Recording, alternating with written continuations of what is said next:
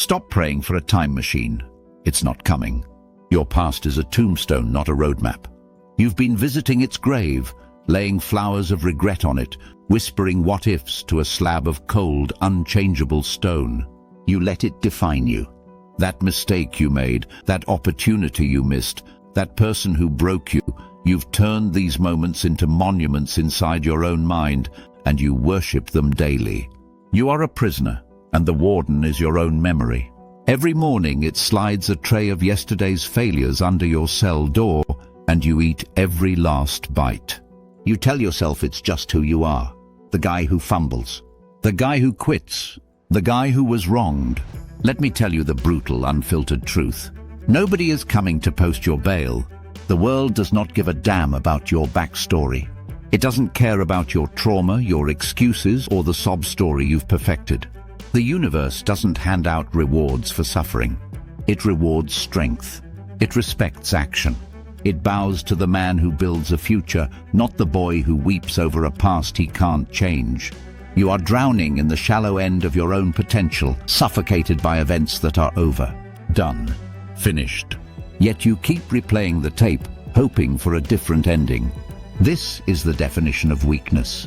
It's a mental disease, a self-imposed paralysis. Some call this the trap of modern living, a focus on comfort and grievance that neuters men. As the channel G. King Empire puts it, it's time to reject this false notion of modernity and embrace the timeless values of masculinity and discipline to reclaim your strength and purpose.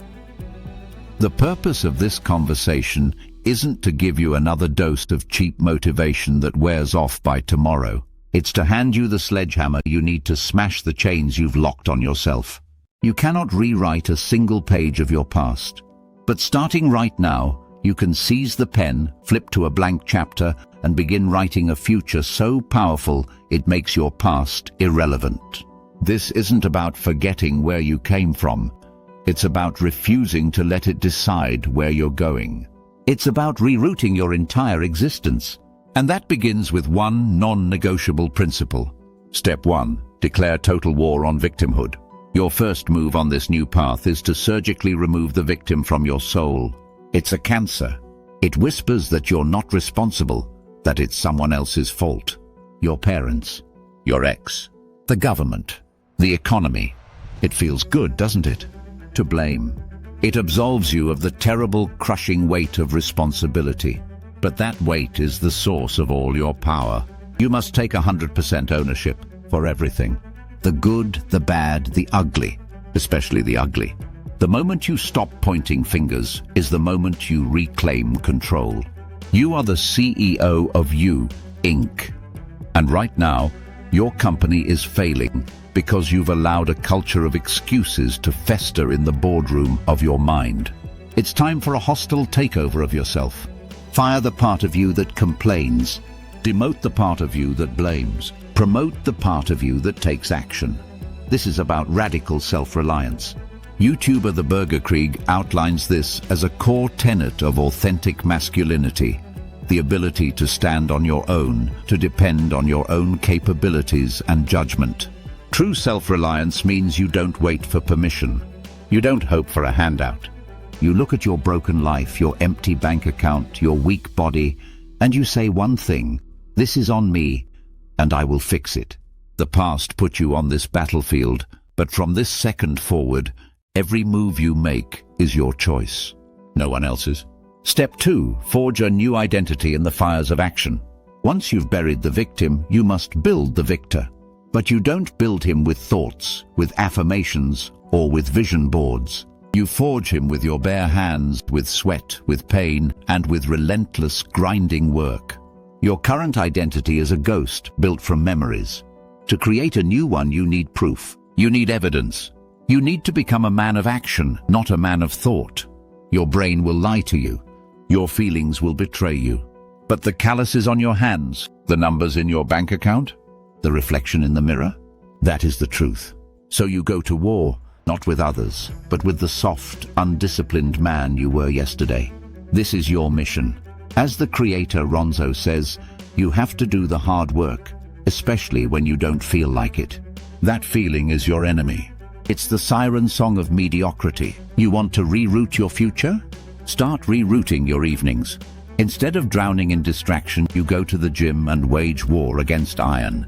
Every rep is a rebellion against weakness. Every drop of sweat is you baptizing yourself into a new identity. You start that business you've been dreaming about. You write the first page. You make the first call. You build the first prototype. You will fail. Good. Failure is data. It's the tuition you pay for success. You read a book instead of scrolling through the lives of others. You learn a skill.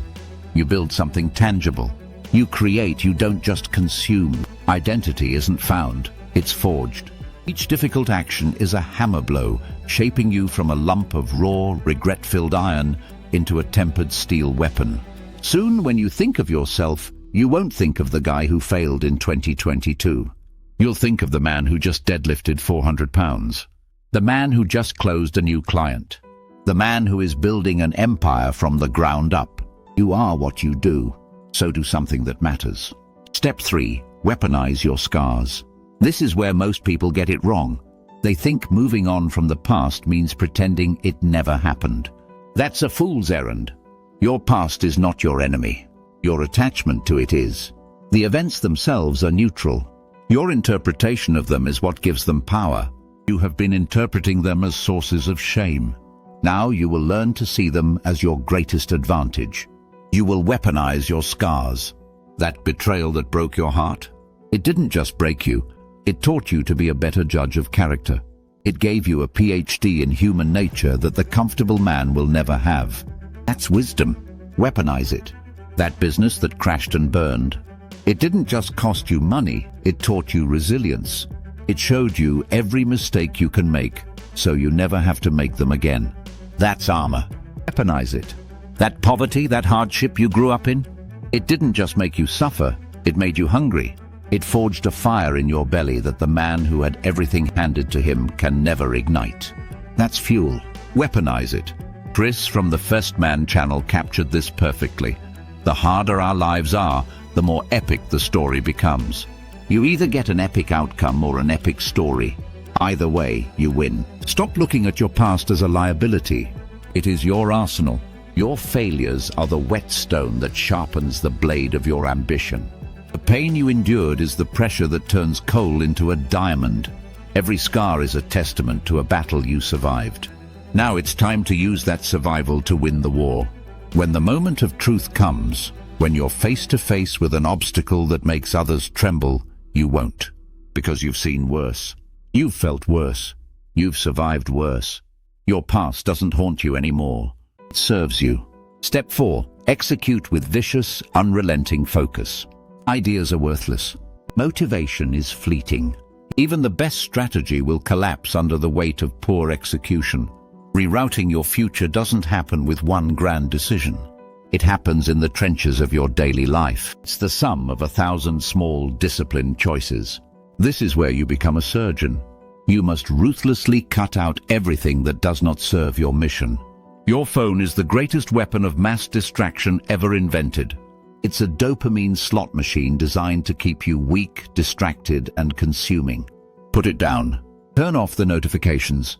Delete the apps that drain your soul and your time.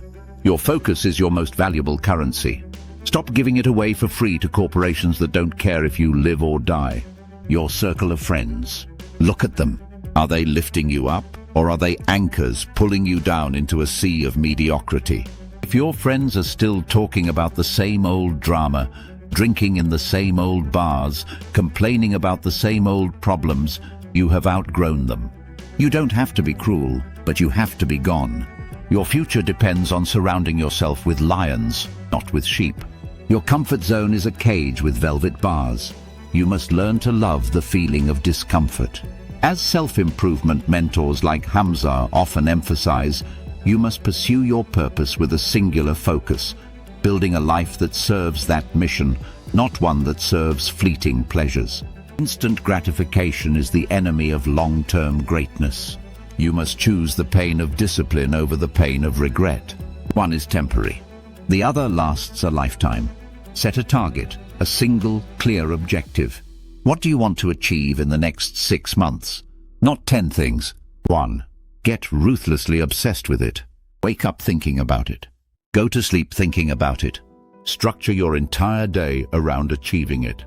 This vicious focus is what separates the amateur from the professional, the dreamer from the king. Look at me. The man you were is gone. He died the moment you decided to take control. The past is a ghost town. Don't live there. You have been given the gift of a new day, a blank page. The raw materials of a new life are in your hands, your time, your focus, your energy. You can continue to use them to build a shrine to your past failures, or you can use them to build an empire for your future self. The choice is brutally simple. Remain a slave to your history, or become the architect of your destiny. Remain a worm, feasting on the dirt of yesterday's regrets, or become a lion and claim your territory today. The clock is ticking. The world isn't waiting. Your future self is begging you to make the right choice. Don't let him down. If this message hit you where it needed to, this isn't about just liking a video. It's about joining a movement. Hit subscribe and become part of a tribe that is committed to building, not complaining. We're building an army here, not a fan club. Now turn this off and get to work.